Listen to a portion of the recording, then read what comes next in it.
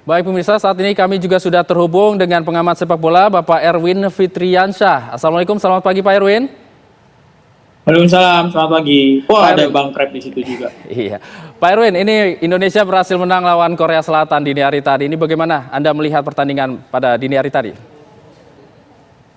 Iya, yang jelas lebih menegangkan dibandingkan ketika menghadapi Australia dan Yordania ketika Indonesia juga menang. Tapi yang harus dicatat di sini adalah ketangguhan mental dari para pemain ya, karena harus lewat ke babak adu penalti. Adu penaltinya bukan cuma satu putaran, dua putaran lagi kan. Dua putaran, dua orang pemain menendang dua kali. Jadi saya lebih menyoroti ke pihak teknis pastilah ya, karena bisa mengimbangi Korea Selatan.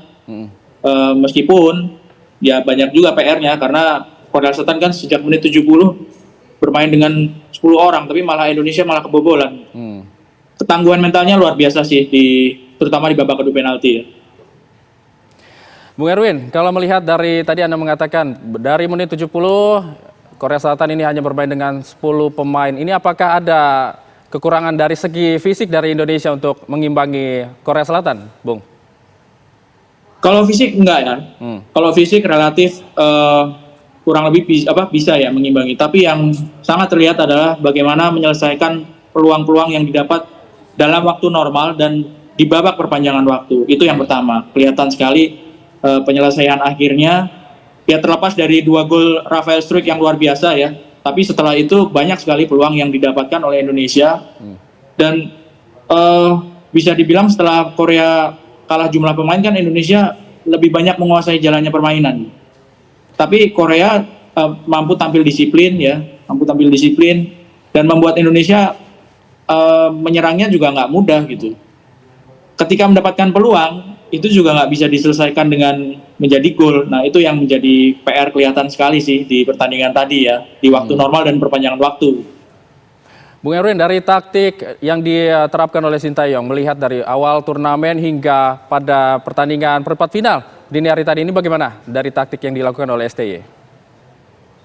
Sejauh ini taktiknya entah itu mainnya menyerang seperti ketika menghadapi Yordania, entah itu ketika menghadapi Qatar dan Australia, lebih banyak, kalau menurut saya lebih banyak menunggu gitu ya, melakukan counter. Menghadapi Korea Selatan ini ada perubahan juga di tengah pertandingan karena unggul jumlah pemain. Sejauh ini taktik yang diterapkan ya so far tepat gitu ya, tepat dengan susunan pemain, dengan pergantian pemain yang juga kurang lebih tepat gitu, sehingga Indonesia bisa melangkah sampai sejauh ini. Kan nggak ada yang ngira juga sampai ke semifinal sebetulnya ya. Kalau saya pribadi juga surprise dan pastinya bangga juga gitu bisa sampai ke semifinal. Baik, Bung Krep mungkin mau bertanya dengan Bung Erwin, silakan. Bung Erwin, selamat pagi. Selamat pagi, Bang Krep. Bung Erwin, mungkin yang saya mau tanyakan mungkin terkait performa dari Ivar Jenner. Ivar Jenner yang bermain begitu gemilang dan konsisten sepanjang babak pertama, dan di 3/4 pertandingan terlihat Ivar Jenner sudah kehabisan tenaga kayaknya, dan terbukti juga itu pada gol yang tercipta, gol kedua itu kalau nggak salah kejadian dari sisi kiri pertahanan dari Korea. Bola yang gagal, umpan crossing dari Ivar Jenner yang ditangkap oleh kiper, dan itu langsung dilempar ke pemain sayap Korea di sisi kiri, dan itu akhirnya juga mungkin Ivar Jenner juga akhirnya kan diganti tuh, Bung Erwin. Menurut Anda apa yang terjadi dengan, padahal Ivar merupakan pemain kunci di lini tengah bersama Nathan Chow? Iya, yang harus diingat juga sebetulnya kan kalau dilihat dari pertandingan-pertandingan sebelumnya, Ivar Jenner punya waktu satu pertandingan dia nggak main ya. Harusnya kalau soal stamina fisik gitu, secara logika gitu, dengan nggak main di satu pertandingan ketika menghadapi Australia kan dia nggak main karena terkena kartu merah di pertandingan pertamanya. Harusnya bisa lebih full gitu tenaganya, tapi kenyataannya memang seperti itu di pertandingan tadi ya. Cuma gini Bang Krep, kalau saya sih ngelihatnya kesalahan berawal dari umpan dari Ivar yang bisa langsung jadi counter attack tuh. Tapi kan di situ bukan tanggung jawab Ivar untuk bertahan gitu, ada pemain-pemain lainnya juga sebetulnya ya. Tapi ini jadi PR juga. kalau Ivar ternyata memang tenaganya habis di pertandingan semifinal tadi, ya mudah-mudahan bisa kembali recharge di pertandingan perempat final, bisa recharge di semifinal. Kalau misalnya kejadian seperti tadi nggak ada, nah itu yang lebih penting sih. Siapa yang bisa menggantikan peran Ivar di tengah gitu ya? Apakah pemain-pemain lainnya siap gitu ya? Sebenarnya kalau Ivar nggak ada, Nathan gitu bisa main di situ. Tapi kalau Nathan di situ, siapa temennya? Kalau Ivar nggak ada, apakah Justin yang didorong ke depan? Apakah siapa pemain lain, Arkan yang bisa main di situ?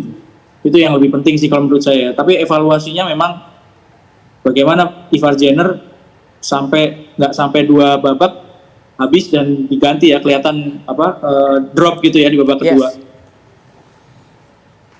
Bung Erwin, kalau tadi Anda membahas mengenai performa dari Ivar Jenner, lalu bagaimana dengan Rafael Struijk? Penilaian Anda pada pertandingan pada dini hari tadi? Mungkin bisa jadi gini, kalau disuruh milih siapa man of the match-nya, ya antara Rafael atau Hernando gitu ya. Hernando tahan 2 penalti, Rafael cetak 2 gol gitu. Luar biasa penampilan Rafael yang selama ini ditunggu-tunggu golnya. Ini mana pemain depan, striker, tugas utamanya kan cetak gol gitu. Nggak pernah kelihatan di 90 menit, tapi di menit 90 cetak gol lah, itu memang tugasnya striker. Nah, selama ini kan itu yang ditunggu dari Rafael Struijk ya. Dipercaya menjadi starter, striker yang kita memang butuh gitu. Di level manapun, tim senior, di tim U23. Yang jadi masalah selama ini kan ketajaman dari striker gitu. Yang cetak gol Witan, Marcelino, strikernya nih yang kurang nih. Nah, ketika menghadapi pertandingan krusial perempat final, lawannya juga nggak main-main, Korea Selatan. Rafael mencetak 2 gol dan prosesnya luar biasa. Gol pertama juga itu gol yang tingkat kesulitannya menurut saya sangat tinggi ya. Gol yang susah. Gol kedua bagaimana dia bisa tenang, ada kiper dan dia dikawal sama 2 orang pemain Korea gitu. Dia bisa tendang bola nggak kencang tapi mematikan gitu. 2 gol dengan tipikal yang berbeda gitu ya, tingkat kesulitannya sama gitu. Dan ini bukti dari Rafael. Jadi kalau striker tuh yang ditunggu kan golnya itu ya. Ya kita berharap nanti di pertandingan semifinal kalau kita sampai lolos ke final ya keran golnya terbuka terus deh. Kalau biasanya kita ini kan berharap striker oke, ada masa nggak ngegolinya, tapi begitu golnya datang gitu biasanya plong gitu. Ya Bang Krep tahu lah kalau kayak gitu-gitu. Pemain bola juga Bang Krep.